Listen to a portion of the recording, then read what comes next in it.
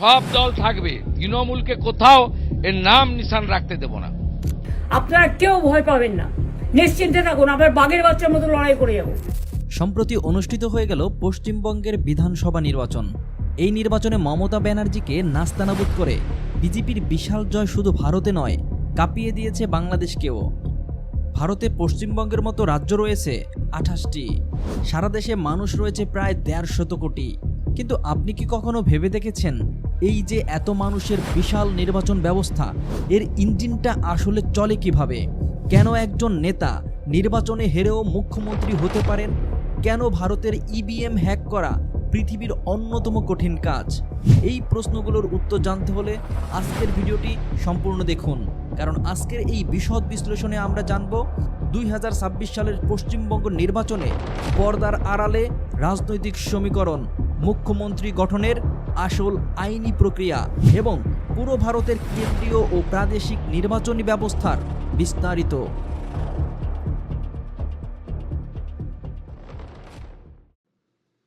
ভারতের পূর্ণাঙ্গ নির্বাচন ব্যবস্থা সংবিধানের একটি গোলকধাঁধা। ভারতের শাসন পদ্ধতি আসলে বিশ্বের দুটি শ্রেষ্ঠ মডেলের এক চমৎকার ফিউশন। একদিকে আছে ব্রিটিশ সংসদীয় পদ্ধতির আদল, অন্যদিকে আছে মার্কিন যুক্তরাষ্ট্রের যুক্তরাষ্ট্রীয় কাঠামোর ছোঁয়া। বর্তমানে ভারত 28টি অঙ্গরাজ্য এবং 8টি কেন্দ্রশাসিত অঞ্চল নিয়ে গঠিত একটি বৃহত্তর ইউনিয়ন। এ কারণেই ভারতের কেন্দ্রীয় প্রশাসনকে মানুষ আনুষ্ঠানিকভাবে ইউনিয়ন গভর্নমেন্ট অফ ইন্ডিয়া বা কেন্দ্র সরকার বলে চিনে থাকে। এই ইউনিয়ন গভর্নমেন্টের স্তম্ভ মূলত 4টি: সংসদ, রাষ্ট্রপতি, সংবিধান এবং সুপ্রিম কোর্ট। ভারতের সর্বোচ্চ অভিভাবক এবং রাষ্ট্রপ্রধান হলেন রাষ্ট্রপতি। তিনি ভারতের সামরিক বাহিনীর সর্বাধিনায়ক এবং সংবিধানের রক্ষক। দেশের প্রধানমন্ত্রী এবং সুপ্রিম কোর্টের প্রধান বিচারপতির শপথ গ্রহণ বা নিয়োগ তার মাধ্যমেই সম্পন্ন হয়। ভারতের সংসদ বা পার্লামেন্ট 2 কক্ষ বিশিষ্ট। প্রথমটি হচ্ছে রাজ্যসভা বা উচ্চকক্ষ। এই কক্ষের সদস্যরা সরাসরি জনগণের ভোটে নয়, বরং বিভিন্ন অঙ্গরাজ্যের সরকার বা বিধানসভার মাধ্যমে মনোনীত হন। এই সভার সভাপতিত্ব করেন দেশের উপরাষ্ট্রপতি। আরেকটি হচ্ছে লোকসভা বা নিম্নকক্ষ। এটি আসল ক্ষমতার কেন্দ্র।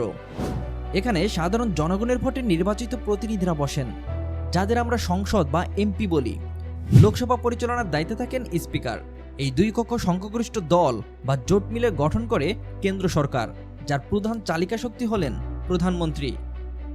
ভারতের সার্বভৌমত্ব রক্ষা, প্রতিরক্ষা, বিদেশ নীতি, রেল পরিষেবা, ডাক যোগাযোগ এবং সারা দেশের জন্য সাধারণ আইন প্রণয়নের মতো গুরুত্বপূর্ণ দায়িত্বগুলো কেন্দ্র সরকারের হাতে থাকে। কেন্দ্রের মতো প্রতিটি অঙ্গরাজ্যেরও একটি স্বশাসিত সরকার থাকে, যাকে আমরা রাজ্য সরকার বলি। রাজ্য স্তরে রাষ্ট্রপতির প্রতিনিধি হিসেবে থাকেন রাজ্যপাল। রাজ্য আইনসভার 2টি স্তর থাকতে পারে। প্রথমটি বিধানসভা বা নিম্নকক্ষ, যেখানে এলাকার বিধায়ক বা এমএলএ বসেন। অধিকাংশ রাজ্যে কেবল এই একটি কক্ষই আছে। আরেকটি হচ্ছে বিধান পরিষদ বা উচ্চকক্ষ। ভারতের মাত্র 6টি রাজ্য এই উচ্চকক্ষ বিদ্যমান। বর্তমানে পশ্চিমবঙ্গে এটি নেই। রাজ্যের সংখ্যাগরিষ্ঠ বিধায়কদের নেতা হন মুখ্যমন্ত্রী, যাকে শপথ পড়ান রাজ্যপাল। শিক্ষা, জনকল্যাণ এবং উন্নয়নের মতো বিষয়ে কেন্দ্র ও রাজ্য সরকার যৌথভাবে কাজ করে। তবে কিছু স্থানীয় বিষয়ে রাজ্য সরকারের একক আধিপত্য থাকে। এছাড়া ক্ষমতার বিকেন্দ্রীকরণের জন্য পঞ্চায়েতি রাজ নামের ব্যবস্থাও চালু আছে, কারণ ভারত কেবল দিল্লি বা কলকাতা থেকে চলে না। একদম প্রান্তিক মানুষের কাছে গণতন্ত্র পৌঁছাতে রয়েছে ত্রিস্তরীয় পঞ্চায়েতি শাসন ব্যবস্থা। এর প্রথম স্তরে রয়েছে গ্রাম পঞ্চায়েত। কয়েকটি গ্রাম মিলে গঠিত হয়, যার প্রধান হলেন পঞ্চায়েত প্রধান। দ্বিতীয় স্তরে রয়েছে পঞ্চায়েত সমিতি। কয়েকটি গ্রাম পঞ্চায়েত নিয়ে একটি ব্লকে গঠিত হয়, যার প্রধানকে বলা হয় পঞ্চায়েত সভাপতি। আর সর্বশেষ স্তরে রয়েছে জেলা পরিষদ, যার প্রধান হলেন জেলা সভাপতি। শহরাঞ্চলের ক্ষেত্রে এই ব্যবস্থাটি পৌরসভা বা কর্পোরেশন হিসেবে পরিচিত। নির্বাচনের 4টি স্তম্ভ। দেশের রাজনীতির এই বিশাল কাঠামো সচল রাখতে ভারতে মূলত 4 ধরনের নির্বাচন অনুষ্ঠিত হয়। 1. রাষ্ট্রপতি নির্বাচন। এটি পরোক্ষ নির্বাচন। সাধারণ জনগণ এতে সরাসরি অংশ নেন না। নির্বাচিত সংসদ এবং বিধায়করা তাদের ভোটের মাধ্যমে রাষ্ট্রপতি নির্বাচন করেন। 2. লোকসভা নির্বাচন। কেন্দ্র সরকার গঠনের এই যুদ্ধে দেশের সাধারণ নাগরিকরা সরাসরি ভোট দিয়ে সাংসদ নির্বাচন করেন। 3. বিধানসভা নির্বাচন। রাজ্য স্তরের এই নির্বাচনে বিধায়কদের ভোট দিয়ে মুখ্যমন্ত্রী বেছে নেওয়া হয়। 4. স্থানীয় নির্বাচন। গ্রামীণ এলাকায় পঞ্চায়েত এবং শহরে পৌরসভা নির্বাচন। এখানে 3টি স্তরে যথা জেলা পরিষদ, সমিতি, গ্রাম পঞ্চায়েতের ভোটাররা একসাথে রায় দেন। সাধারণত এই সবগুলো নির্বাচন 5 বছরের মেয়াদের জন্য হয়, তবে বিশেষ পরিস্থিতি যেমন সংখ্যাগরিষ্ঠতা হারানো বা 356 ধারা প্রয়োগ নির্দিষ্ট সময়ের আগেই সরকার ভেঙে যেতে পারে। এবার আসি মুখ্যমন্ত্রী নির্বাচন। অনেকে প্রায় ভুল করে এই ভেবে যে ভারতের বিভিন্ন রাজ্য সরাসরি মুখ্যমন্ত্রীকে ভোট দেওয়া হয়।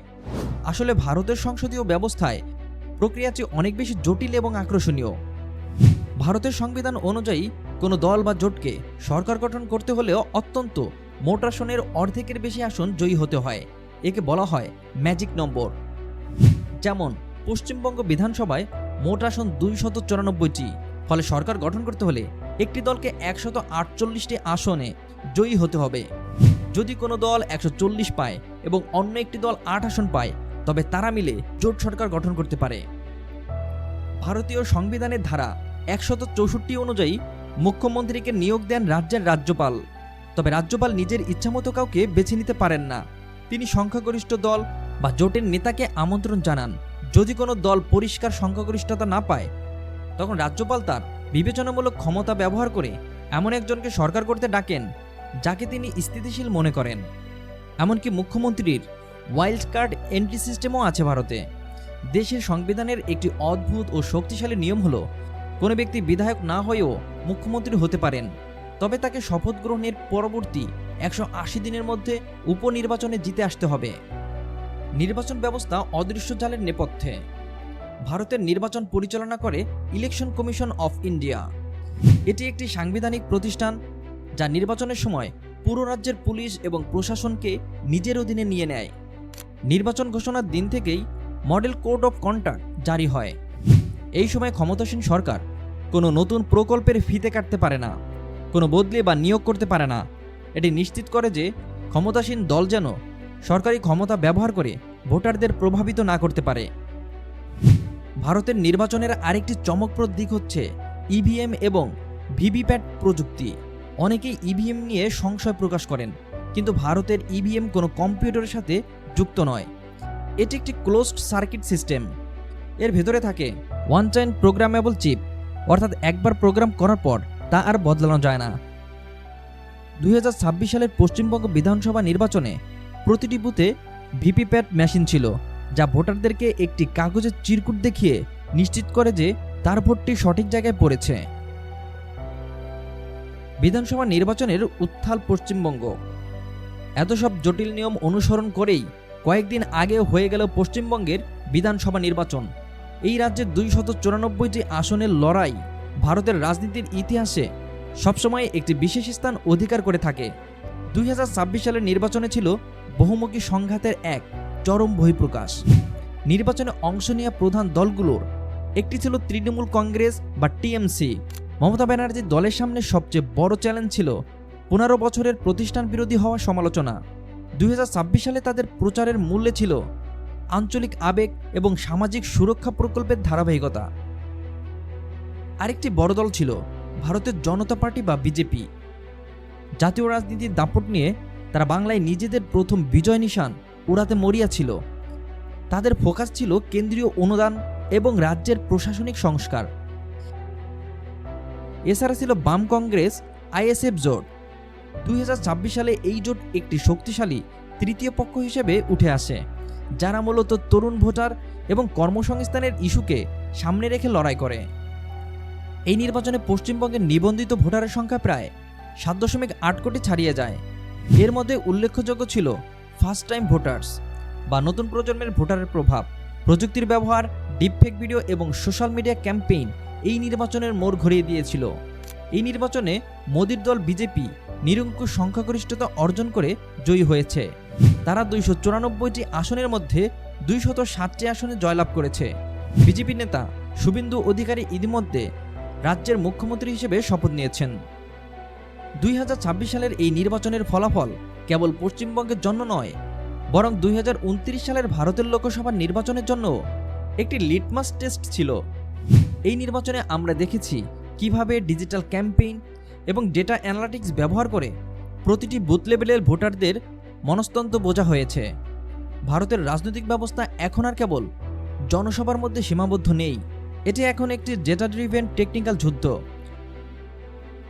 ভারতের নির্বাচন ব্যবস্থা বিশাল, জটিল এবং কখনো কখনো বিতর্কিত, কিন্তু দিন শেষে এটি সেই ব্যবস্থা যা একজন সাধারণ চা বিক্রেতা বা সাধারণ কর্মীকে দেশের সর্বোচ্চ আসনে বসানোর ক্ষমতা রাখে। 2026 সালের পশ্চিমবঙ্গের নির্বাচন আমাদের শিখিয়েছে যে ক্ষমতার মসনদ চিরস্থায়ী নয়। মুখ্যমন্ত্রী হওয়ার নিয়ম হোক বা ইভিএম এর নিরাপত্তা, সবকিছুর কেন্দ্রে আছে জনগণ, অর্থাৎ সাধারণ ভোটার। ভারতের সাধারণ ভোটাররা হচ্ছে সেই শক্তি যা দেশটির সংবিধানের সেই শক্তিকে টিকিয়ে রাখছে, যা 1950 সাল থেকে আজ পর্যন্ত বিশ্বের বৃহত্তম গণতন্ত্রের মশাল জ্বালিয়ে রেখেছে।